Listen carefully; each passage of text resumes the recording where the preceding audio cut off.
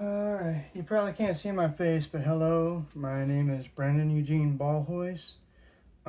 This is just a brief demonstration of something very specific to try to attempt to show reasoning behind certain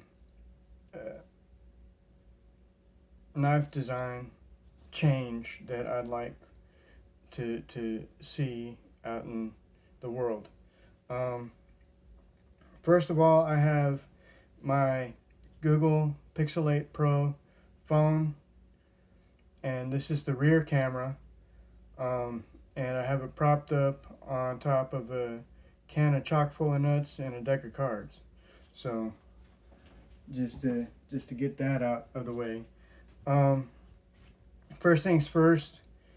Of course, everybody advocate. Well, one moment. I'll be right back.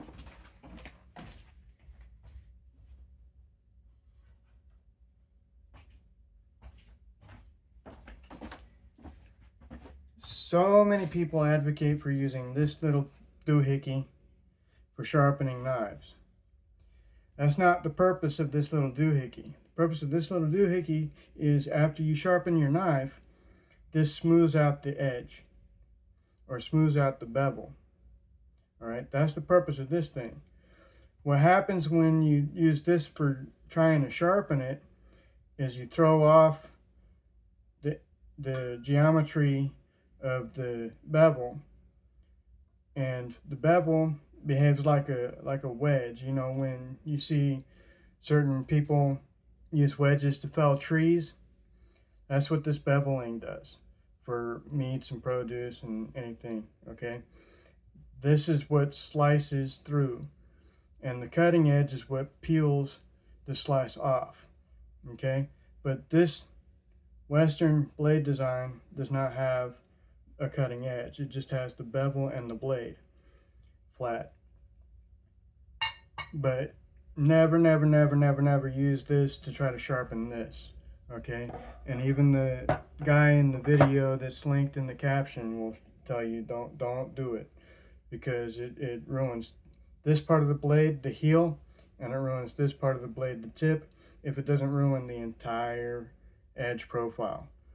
Okay, and that's why most people think that their blades are dull, even if they're actually sharp, is because the geometry is all wrong for the task at hand. But yeah, I don't know what the most common blade profile is in USA's kitchen homes, but it used to be this flat Western profile, and these days you get the German steel with a steep angle, and the steep angle on it, instead of the vintage vintage like 20 degree 20 degree angle, the steeper angle, like 12 to 14 degrees, is more fragile on German steel than it is on other ways to, other steels. But anyway, I'm not going to use this for slicing today. All right. This knife is the knife that I purchased to replace the knife which I inherited from my mama's mama. Okay. As a wedding present from my grandpa, she got a set of, well, she got a full set, these two knives here. And I don't probably won't ever use this for what it's supposed to be used for. I'll probably use it for other things, but yeah, and you can tell that this has the cutting edge. Okay, and if you don't look closely, you might mistake it for a single bevel on the wedge part, right? And the entire part is the edge, right? And you got the cutting edge and the wedge part, but because like on this side it looks flat, but if you look closely, you can see a tiny little bevel. So it's probably like a 2080 bevel, 20:80, not 20/80. Meaning that's the ratio, not the degrees. Um, but it's a micro bevel, and again, the bevel is what actually slices through things, and the cutting edge just peels it off. I'll put this back in the block because I won't use that for slicing today. This is the most ergonomic knife I own, made by Maxam. This is a discontinued vintage style. My heirloom knives are vintage Maxam. The reason why this is ergonomic is because the blade, the edge profile, rests under the hand. I can slice this way, I can slice this way, and it would be stable no matter what. All right, don't need a longer handle for this one to rest with my wrist. Okay. The problem with it is that the factory bevel on it is 18 degrees. Double bevel, 18/18. And it's so I need to reshape the edge geometry so that it's easier to slice through the smooth side, the steeper bevel, on the part where the bolt goes, and the wider so that it's easier to peel off.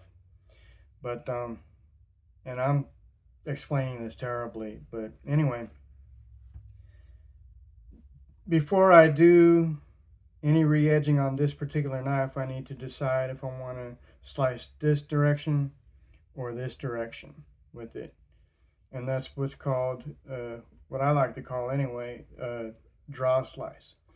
Starts with the heel and rocks through to the edge, to the tip. This is the tip. This is the point for this. Okay, because I'm just going to do it in English because I can't rely on Gemini to help me pronounce anything. But anyway, yeah. So from heel to toe. Okay. Slice. All right. And a lot of people will say, well, why don't you just, because that's not how the design of this blade works. I mean, advertising, you'll see people do it and whatnot, you know, and the Maxam, the manufacturer, will probably say, well, do it, you know, but that's not how this knife works. Okay. How you know how a knife works is how it feels natural to work. Okay, how it feels natural to work. So like this one. Okay, this one has what's called an Appleseed grind. This has a convex edge that ends in an apex. The entire edge profile is the cutting edge. All right, there is no bevel on it. Okay. I need to get that point taken because this is my best knife. Okay, my most ergonomic knife, my best knife.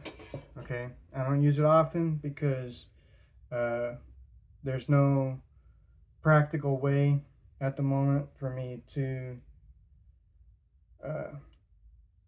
sharpen it until I teach myself how to do it myself somehow. Oh, I guess the striations do go parallel to the spine and not perpendicular. That's good to know. Maybe sharpening it myself will be easier than I thought. Alright, anyway, this is the knife that I'm going to use for slicing. And I'm going to start with the bell pepper. The easiest of the three that I'm going to show you.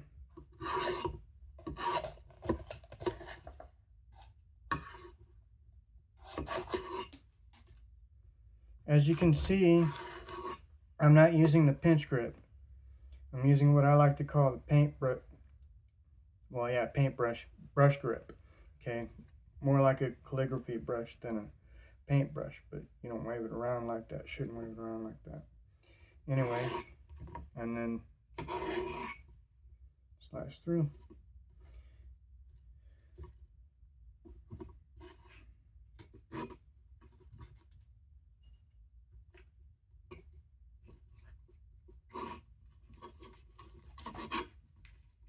Pinch grip is generally not nearly as safe as everyone says it is.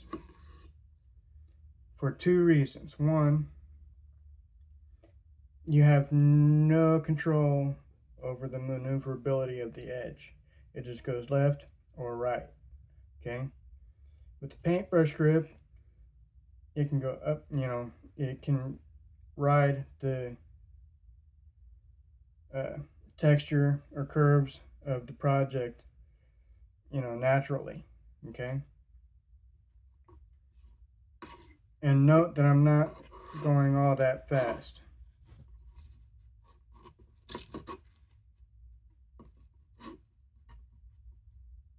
All right. I'm slicing the bell pepper or capsicum or paprika or whatever you want to call it for free grazing, because I do that and primary snacks instead of 3 meals.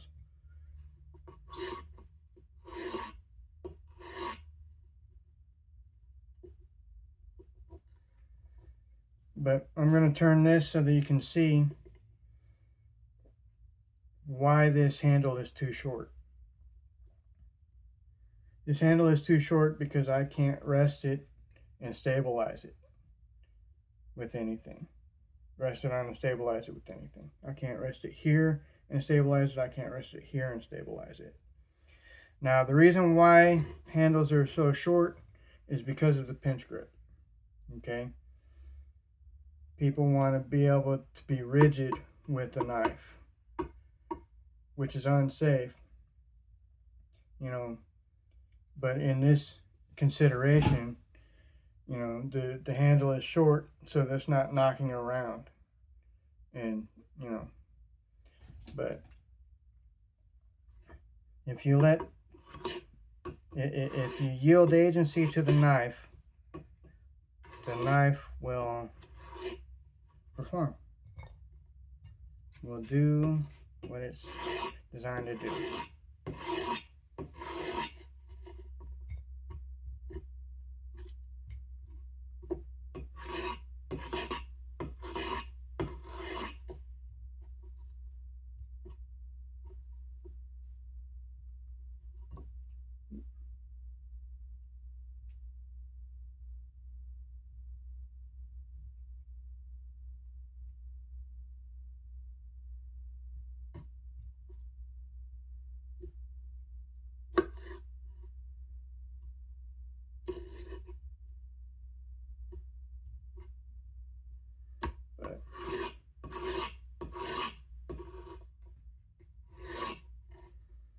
And note where my fingers are too. They're moving around, right? They're not just like this, all right? They're moving around to stabilize the project. Okay, my free hand stabilizes the project. My knife hand stabilizes the knife. See?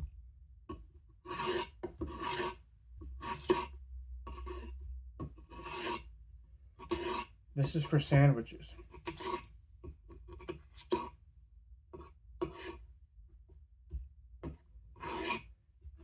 Just cold tomato and onion sandwiches.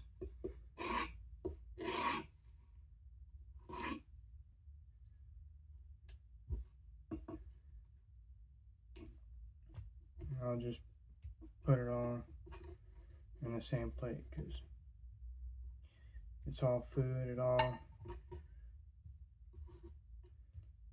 okay. And then one moment, let me get a handkerchief.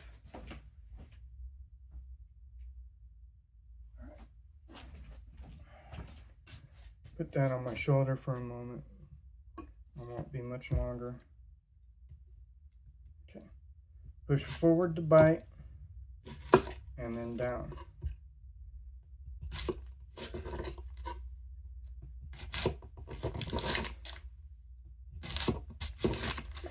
Again, the handle is too short. I can't stabilize it. Oops. But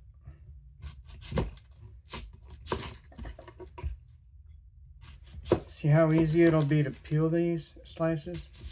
And again, these slices are for sandwiches. But if you were to do this for onion rings, it would work pretty well for that as well. Down. Essentially, right, when I rock it back like this, it is going this way. The edge is going this way. So, but yeah, if the handle was just a tiny bit longer, right, I could stabilize it and the whole knife would do the job. Now let's test the center of gravity, all right? Center of gravity is on the bolster, which is where everyone else desires for it to be. All right, see where my middle finger is though? That's where I need for it to be. Because I need to be able to stabilize it here and I need to be able to stabilize it here. But yeah, there you go. Again, pinch grip, absolutely unsafe, all right? Because you can't do this pinch grip around a wah handle like that, all right? So you have to do it this way, right? And then having to pinch it in order to stabilize it, you're putting a lot of force here, which cramps your hand and causes hand and wrist fatigue, you know, just so that it doesn't slip, okay? And then if you're pushing on it, then the knife could slip back, and that's unsafe. And then nobody rounds off the spines. Okay, the Joe Bois did, kinda, a little bit. But nobody rounds off the spines, so you've got these sharp edges here, and you're pinching. And so, but yeah, I mean, it's just, that is the absolute worst grip, is the pinch grip. And it doesn't matter that 98% at least of 9 billion people say it is the absolute best, the correct way. That's not the correct way. The correct way is to use the knife how it feels natural to use it, and to let it do its job, not make it do its job. Let it do its job, okay? There's a distinction. But thank you for this video, for this opportunity. I will stop it now. Have a good day.